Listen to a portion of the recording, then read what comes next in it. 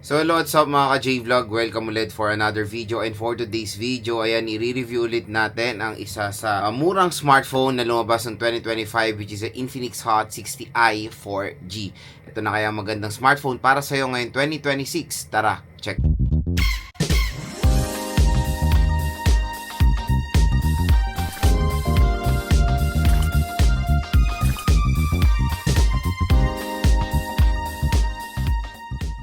So yun mga ka-J-Vlog, for today's video, i-review ulit natin ngayon 2026 ang isa sa mura na smartphone na lumabas ng 2025, which is the Infinix Hot 60i 4G. So nakakatuwa kasi sa this smartphone na to is lumabas na rin yung counterpart niya na 5G version. So meron tayong Infinix Hot 60i 5G and Infinix Hot 60i 4G. So yung Infinix Hot 60i 4G, when it comes sa kanyang SRP, medyo malayo talaga mga ka-J-Vlog pag bibili nyo siya sa online. Yung Infinix Hot 60i 4G, when it comes sa kanyang SRP, usually ang SRP rin nito, same rin naman sa 5G, naglalaro sa 5 to 6,000 pesos or nasa 6,000 plus yung Infinix Hot 60i 4G. Ang maganda kasi dito, it's 256GB of internal storage and 8GB of RAM. Kaya hindi po nagkakalayo yung price ng Infinix Hot 60i 4G sa Infinix Hot 60i 5G. Dahil yung Infinix Hot 60i 5G mga J-Vlog is 4GB 128 compared dito sa Infinix Hot 60i 4G 8GB 256. So yun yung medyo magkaiba sila.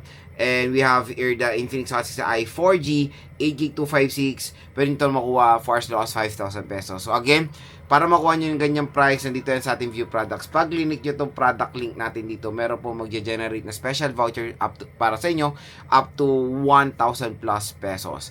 So bukod doon sa presyo niya sa online, meron kayo additional discount mula sa atin sa YouTube shopping natin. So again, dito lang kayo bibili sa ating view products para makatipid po kayo or malaki yung discount na makuha nyo sa Infinix Hot 60i 4G. So syempre, karamihan ng smartphone loads, ano ba? Don't worry, gagawa rin tayo ng phone comparo about the Infinix Hot 60i 4G and the Infinix Hot 60i 5G para hindi rin kayo maguluhan. Pero syempre mga iba magtatanong, loads, ano ba magandang bilhin? Yung 4G na ba or yung 5G? So dito sa ating review, tatalakayin natin kung bakit maganda pa rin naman i-purchase itong 4G counterpart ng 5G version ng Infinix Hot 60i ng Infinix Hot 60i. So yung lumabas tong Infinix Hot 60i, usually I think nasa around July or August 2025, and yung 5G version lumabas yun around late 2025. Nagulat din ako na sobrang mura lang ng 5G version nito at yun yung naging kalaban ng Samsung Galaxy A06 5G. And dito mga J-Vlog, sa Infinix Hot 60i 4G, ang pinaka main reason kung bakit maganda to bilhin, wala na iba kundi storage talaga. Biruin mo storage na ito, 8GB 256, around 5 to 6,000 pesos. Napakasulit nun mga J-Vlog. Yan yung isang magiging buying factor nyo dito sa smartphone na to, yung kanyang plenty of storage and yung plenty of RAM. Usually, sa ganitong presyohan, ang nakikita natin is nasa around nasa 1 to 8GB of internal storage. Usually, meron 4GB, merong 6GB. Bihira lang tayo nakakita ng perfect na terno na 8GB 256 sa entry or budget segment. At yan yung magiging malaking advantage ng Infinix Hot 60i 4G sa mga competitors niya. When it comes sa display nito, no worries, all goods na all goods. Naka-punch hole display po ito compared din doon sa kanyang 5G version na nag-downgrade sa notch display. I don't know why kung bakit ginawa nga nilang notch display ulit ang 5G versions. Yun nga yung hula-hula ko dyan since nagsisimula ulit sila sa basic na mura na 5G segment, pati yung mga display na ginawang basic. Yun lang naman yung aking parang theory about dyan. Pero when it comes sa refresh rate ng 4G version, 120Hz screen refresh rate, all goods. HD plus 720p resolution, very normal naman yan for its price. At ang maganda dito, malaki yung display na mo-offer nitong Infinix Hot 60i 4G, nasa 6.7 inches po. Kung mapapansin nyo, ang camera module ng Infinix Hot 60i 4G, pahaba. So vertical camera module, nakakala nyo napakadaming lente nito, pero in reality, isa lang po yung lente na gumagana dito, which is yung kanyang 50 megapixel main camera. And compared to sa Infinix Hot 60i 5G, medyo ginaya na nila yung iPhone Air and Google Pixel na horizontal camera module. Dito po sa Infinix Hot 60i 4G, vertical camera module siya na kumbaga yan yung nauuso before na parang ginagaya yun sa Samsung devices. Pero dito mga J-Vlog, again ulitin ko, isa lang po talaga yung legit na gumagana ng camera dito sa smartphone na to. At kumbaga, yun nga nakakalungkot talaga. Parang ginagawa na nilang marketing getup ang mga camera systems ngayon na before, yan yung talagang upgrade or pagadahan sila ng camera. Pero ngayon, in reality, medyo pumapangit na yung mga secondary and pangatlong camera. Pero no worries, when it comes sa main camera niya, it can provide naman good quality photos and of course, videos. Sa front-facing camera ng Infinix Hot 60i 4G, meron siyang 8 megapixel main camera. And no worries, when it comes sa battery, malaki naman yan, 5,160 mAh na removable battery. At ang ilalaban natin dito sa device na to, yung kanyang 45 watt fast charging. So, maraming consumers ngayon ang naghahanap talaga ng, alam mo yun, magandang battery at magandang charging rate. Yung bagang perfect na terno. Itong Infinix Hot 60i 4G, mapoprovide yan. Yung 5,160 mga ka-J-Vlog, malaki po yan, no worries. Kasi alam ko yung iba parang nasanay na sa tunog na 6K, 7K. Yes, gets ko naman kayo, which is mapoprovide naman ng mga ibang brands. Pero dito kasi sa Infinix Hot 60i 4G, yung battery niya na 5K, specs-wise, malaki pa po yan. Kaya wag kayo mag-alala. Tapos, tineroan pa ng ganitong katulin na charging rate. So, in less than 1 hour lang, matic, full charge na agad itong 5,160. So, kunyari, naglalaro kayo, ay, na-lowbat siya. Or, for example, papasok na kayo sa work. Kunyari, magbubuk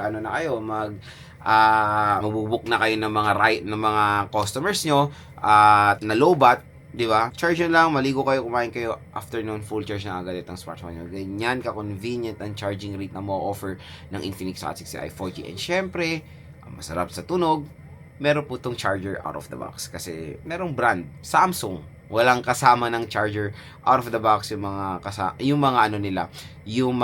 products nila or yung mga units nila. Pero again, kung gusto nyo pala or naghahanap kayo ng mga murang charger, meron tayong mga offer like Anker, Ugreen, and Romos. Lalagay ko yan dito sa ating product link, yung mga murang charger na pwede nyo ma-purchase, 20 to 30 watts fast charging brick na nasa around 500 pesos lang. Okay? So, C2C rin ang dulo ng mga power brick na yan, which is very, very fast. And syempre, the Infinix Hot 60i 4G is well protected ng IP64 water and dust resistance. So, Lods, ano po ba meaning niyan? So, pwede po siya mabasa or matalsikan ng tubig with certain kind of pressure. So, again, perfect na perfect yung ganyan mga IP rating sa mga consumers natin na gagamitin to as their primary tool for work. Like motor taxi riders, delivery riders natin. Ayan ang magandang suggest po sa inyo mga water protection.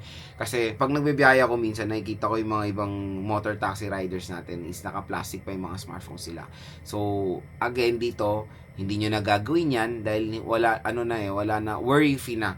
Kumbaga, pag naganyang senaryo. Kasi syempre iba, pag nabasa yung smartphone, akalain nila, tatako sila, baka masira na agad, diba?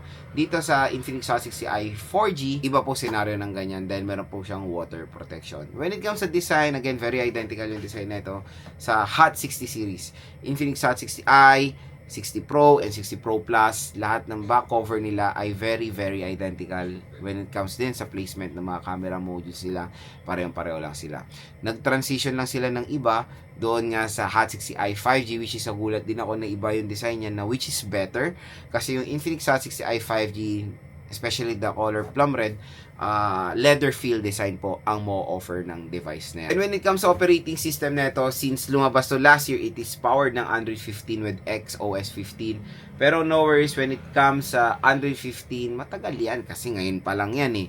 Kasi akalain nung iba, yung mindset kasi nung iba, to be honest, pag wala ng software update, wala ng kwenta yung smartphone mo. Hindi po. As long as nagagamit yung smartphone with certain applications, pwede pa yan. Yung Facebook, Instagram, or iba pang mga social media accounts, matagal po nasosupport yan ng mga lumang operating system. I think usable pa rin ang Android 11. Yes. Nagagamit ko pa rin yung Samsung S10 with Android 12. Very, very usable pa rin mga ka-J-Vlog. Kaya again, longevity-wise, software update, yun lang talaga ang magiging deal breaker ng karamihan ng consumers natin. Kasi iba, they want a smartphone na merong matagal na software update na which is dapat talaga naman ganun. Nakakatuwa lang na yung mga ibang brands ng Androids nakakapagsunod na sa ganyang hype ng software update like nagawa ni Apple, di ba? Si Apple kasi yun talaga yung brand nila software update, longevity. Na gaya ni Samsung, na-adapt din ng ibang brand like Oppo, Vivo, na na-update rin nila nakakatuwa yung mga older or yung mga budget smartphone sila. So let's hope Infinix will do that. Merong mga konting history na si Infinix na nag-update sila ng mga smartphone sila pero sa mga mamahalin na mid-range sila or sa mga higher entry level. So hopefully sa mga budget like the Infinix Hot 60i, magkaroon din tayo ng update, diba? So again mga ka-J-Vlog, yan po ang ating review when it comes dito sa Infinix Hot 60i 4G ngayong 2026. And hopefully nakatulong po ito sa inyong buying decision when it comes dito sa smartphone na to. Sobrang murang device ngayong 2026. And syempre, karamihan ng mga consumers natin naguguluhan kasi sobrang dami talagang lumalabas sa smartphone. Ang hirap na pong mamili ngayon. And eto na, hopefully nakatulong itong video ko sa inyo kung nagde-decide ko bumili ng murang smartphone around 5 to 6,000 pesos. And the Infinix Hot 60i 5G is okay din i-recommend para sa inyo. Lods, ano nga po pala ang processor nito? When it comes sa processor niya, it is powered ng MediaTek Helio G81 Ultra. So I know iba will be skeptical in buying this smartphone, especially for the processor. G81, pangit yan, ganyan, blah, blah, blah. To be honest, for a price tag niya na SRP, yes, I know iba magiging skeptical kasi yung mga ibang brands, they offer G99, G100, and G200 for a price tag na 6 to 7,000 pesos. Ito kasi SRP 6K. Pero pag nakuha nyo to ng 5,000, G81 Ultra, medyo mo okay. G81 Ultra na try ko na several times sa mga ibang brands. Kayang-kaya mag-handle ng mga popular games, AAA games, lowest settings, pwede na. Nakakalaro naman tayo kahit papaano, pero hindi siya ganun ka-smooth, especially for AAA games. Pwede lang siya i-recommend for me kung gusto nyo ng smooth talaga, MOBA games like ML, Honor of Kings, yan, walang palya yan. Okay na okay ang Infinix Hot 60i 4G. Pero pag mga Genshin, I suggest go for the lowest settings na pwedeng ma-offer ng Genshin. Pero I always expect na mag-frame drop rin yan from time to time.